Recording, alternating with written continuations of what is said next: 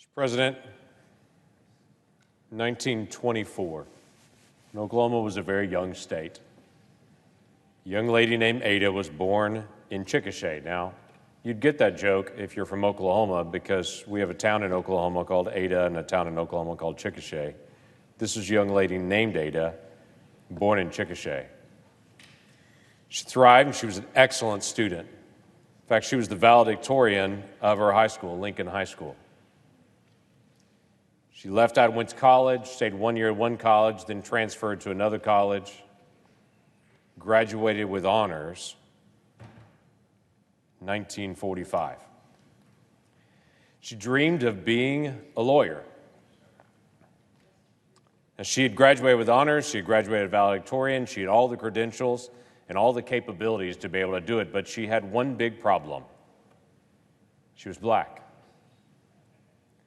And in Oklahoma, in the 1940s, there were no law schools that would allow a black student to attend.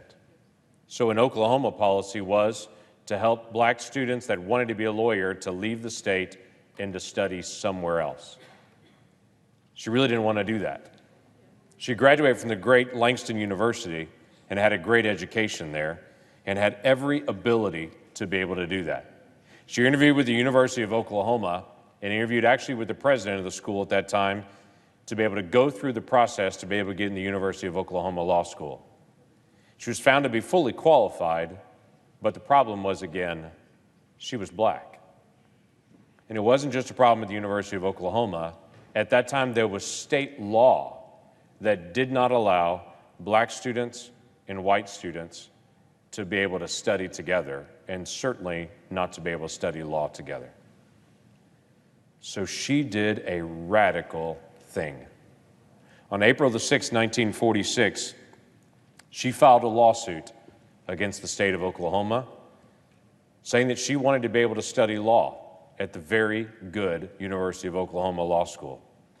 And a young lawyer took up her case, a gentleman named Thurgood Marshall, as a young lawyer who later became Supreme Court Justice Thurgood Marshall.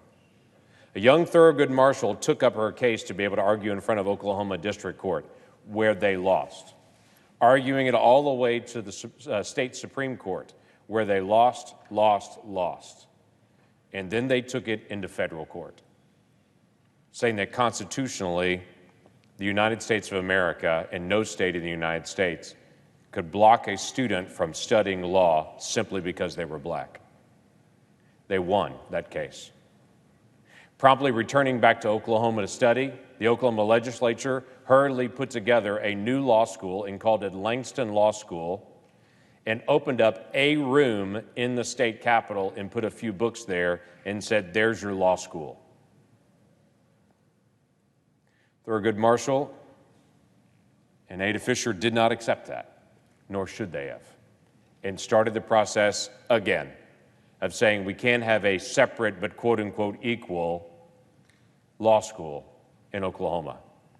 They argued to get in state courts, eventually ending up again heading all the way back to the Supreme Court. But before it got to the Supreme Court, and Oklahoma would lose again in front of the same 9 justices, they determined that they would break and they would give. And on June the 18th, 1949, more than 3 years after she started the process of getting into law school, she was admitted into the University of Oklahoma Law School, where she was given a seat in the back of the room with a sign directly in front of her that read, "Coloreds Only." And she could sit in that row in the back of the room. But 1950, just the next year, those barriers had come down. And in August of 1952, Ada Fisher graduated from the University of Oklahoma Law School and became a lawyer. She set the pace for what thousands and thousands of others that are lawyers behind her now get the chance of having that same joy. Interestingly enough, if you were to visit the courthouse in Oklahoma City, the federal district court there, if you were there a couple years ago, you'd have bumped into Vicki Miles LaGrange. That African-American judge the pace was set for her by Ada Fisher. If you dropped by and visited today, you would bump into Bernard Jones, that African-American judge that serves there for the Western District of Oklahoma. The pace was set for her by Ada Fisher decades before. Now, quite frankly, we can't even fathom that in this current time period, how different things really are.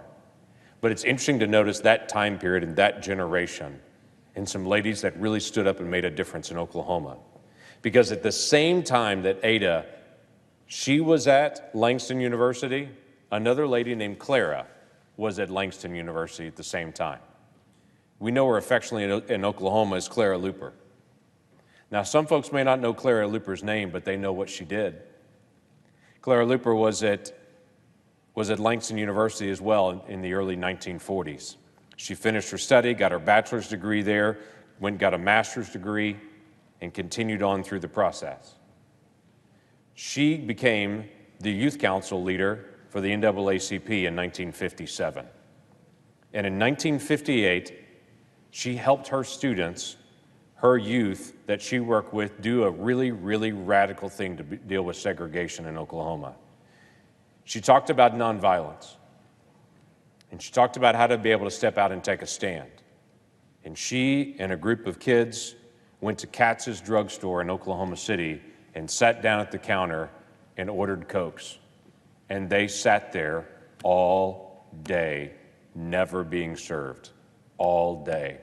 And it was the birth nationwide, what we know of as the sit-in movement, where young men and women that were African American would go and sit down at a place and just wait to be served. And it started a movement that shook the nation into this issue of segregation. Those two ladies made a remarkable change for the better in our history. Clara Luper and what she did, Ada Fisher and what she did. And as we look back on tomorrow, as Frederick Douglass's birthday, and we celebrate February as Black History Month, we realize how much history has really happened around us, just in the past 100 years even. And we can go back as far as we want to and talk about the great Frederick Douglass and the influence he had on Abraham Lincoln and the influence he had on the nation. But quite frankly, in Oklahoma, there are Black leaders today that are making history, that 50 years from now and 100 years from now, we'll be talking about them like we talk about Clara Luper and like we talk about Ada Fisher. We'll be 100 years from now still talking about Russell Perry and the business work that he and his son Kevin have done.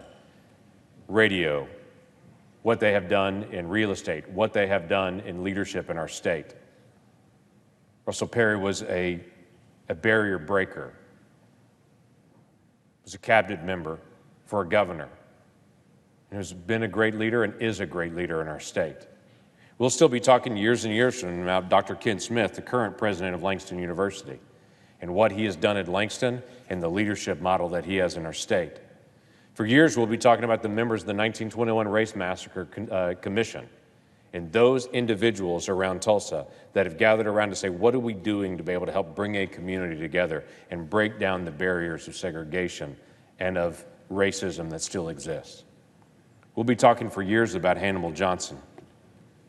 He's a lawyer and a brilliant man, a historian, and a leader in his community. We'll be talking about for years about Waylon Cubitt, Oklahoma City police officer, and a person who spends a tremendous amount of time helping those around him and helping youth, especially that are in trouble, to be able to have radical turnaround. We'll talk for years about Terry Monday and what he's done on the radio. We'll talk for years about pastors that are scattered all over our state, that in the African American community, they have made a very real difference in the lives of a lot of families. We'll talk for years, quite frankly, about Dr. Lester Shaw and what he has done at Pocket Full of Hope and how he has helped so many kids. He has for years mentored students and has had a 100% success rate year after year after year of just loving on kids and helping them in every way that he can. And for Dr. Shaw, he's made a remarkable difference in our state. We'll talk for years about Clarence Hill and about what he's done for race relations in our state. and how he is quietly bringing people together to be able to sit down around a dinner table and to be able to sit down and develop friendships that should have existed long ago. We'll talk for years about Stephen Moore and his family, what they have done in the inner city, what they have done to be able to pull kids out and to be able to look at them eyeball to eyeball and to be able to give them a sense of hope and a sense of joy. See, in our state and around my city in Oklahoma City, where Douglas High School is, February is not just another month. We understand what Black history really means because we're living it with legacy leaders like Ada Fisher and Clara Luper and so many others that have left such a mark. And I'm proud to say I've got neighbors and friends all around me that continue to make history and what they continue to do in our state. And I'm grateful to call them friends, and I'm grateful we have the opportunity to be able to celebrate Frederick Douglass's birthday together. With that, Mr. President, I yield back.